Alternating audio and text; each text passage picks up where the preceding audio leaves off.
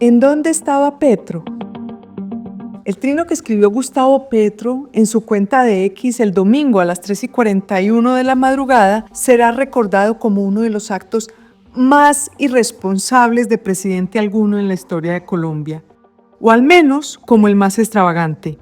Cualquier jefe de Estado sabe que la manera correcta de tramitar cualquier diferencia con otro Estado es estudiando el caso, analizando los pros y los contras, consultando con los encargados del tema en el gobierno e incluso dialogando con el otro país.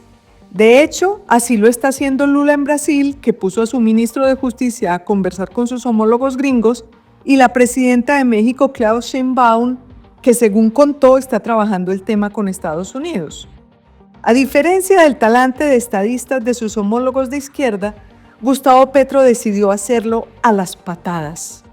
Ni el embajador en Washington, Daniel García Peña, ni el canciller Luis Gilberto Murillo, según pudo establecer el colombiano, estaban enterados de la bomba atómica que iba a lanzar Petro. El presidente escribió el mensaje sin medir el impacto que podía llegar a tener y por ese arrebato mañanero puso en vilo a todo el país durante 20 horas. Y es que Petro, ya con 2 años y medio con el poder a cuestas, se ha ido afianzando como una suerte de monarca. Es conocido en el gobierno que nadie es capaz de llevarle la contraria y quienes han osado hacerlo han sido retirados de sus cargos.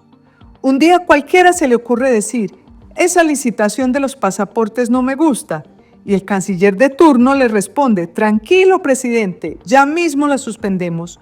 O en otra ocasión habrá dicho, no quiero que los peajes suban de precio. Y el encargado le responde, claro presidente, los congelamos. O cuando Ecopetrol estaba a punto de firmar un contrato estratégico, Petro dijo, no quiero ese contrato. Y dicho y hecho, la junta directiva lo tumbó en un parpadeo. No importan las normas, ni los compromisos que haya adquirido el país, porque Petro considera que a él lo eligieron para hacer su voluntad por encima de cualquier regla o procedimiento. Por eso, lo que ocurrió con el presidente Donald Trump, más allá del debate que haya que dar sobre los deportados, tiene un enorme impacto. El poderoso y también autoritario presidente de Estados Unidos, a las malas, paró en seco la aventura dictatorial de Gustavo Petro. Cualquier jefe de Estado mínimamente sensato sabe que la política exterior es un asunto bastante delicado y con Donald Trump al frente de Estados Unidos lo es aún más. Y Petro demostró no haberlo entendido.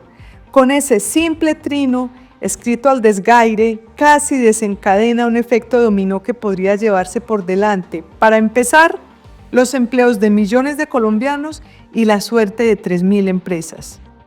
Con el agravante para él de que al final de la jornada terminó teniendo que devolverse de su bravuconada y sobre todo logró hacer más poderoso al ya poderoso Trump. Tal vez Petro no tenía claro que cuando se enfrenta a un adversario gigante como este, si pierde, termina siéndolo más fuerte.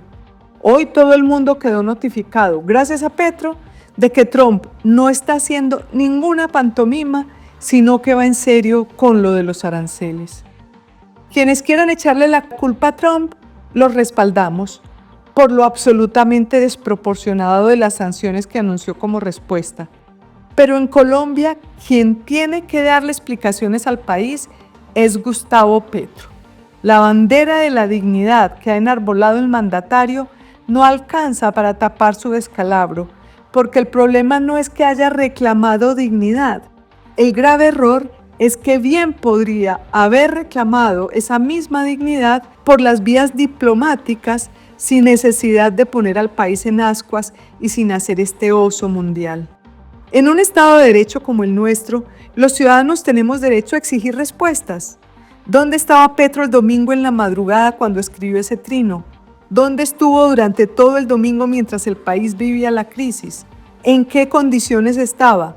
Un país como el nuestro no puede ser tratado por el mandatario como un platanal cualquiera. El país ha soportado sus desvaríos con paciencia y algo de humor. La gente habla de, comillas, agenda privada y de su, comillas, adicción al café, en ese espíritu tan colombiano de hacer chiste de la tragedia. Pero ya es hora de que el presidente Gustavo Petro deje de estar utilizando al país como si fuera un juguete para satisfacer sus obsesiones. Por un momento, apreciado lector, imagínese si esto lo hubiera hecho cualquiera de los 3 últimos presidentes. ¿Se imaginan lo que le habrían dicho a Duque, o a Santos, o a Uribe? Mientras el canciller Luis Gilberto Murillo lideraba la estrategia para recoger los destrozos que el presidente iba dejando en el camino, y sin duda hay que decir, nos salvó de una tragedia mayor, Gustavo Petro no parecía darse por enterado de lo que estaba ocurriendo, porque desde su mundo paralelo, en un lugar desconocido, bajo los efectos de no se sabe qué sustancia, lanzaba otro trino de guerra a las 4:35 de la tarde del domingo, en el que retaba a Donald Trump, decía yo muero en mi ley y además decía ser el último de los coroneles aurelianos Buendía. Nos sobra recordar que el nombre de Petro en la guerrilla del M-19 era también Aureliano. Curiosamente, en un pasaje de 100 años de soledad, la gran Úrsula Iguarán hace una semblanza de su hijo el coronel Aureliano Buendía, que hoy parece una premonición para Colombia. Decía ella, comillas, vislumbro que no había hecho tantas guerras por idealismo, como todo el mundo creía, ni había renunciado por cansancio a la victoria inminente, como todo el mundo creía, sino que había ganado y perdido por el mismo motivo, por pura y pecaminosa soberbia.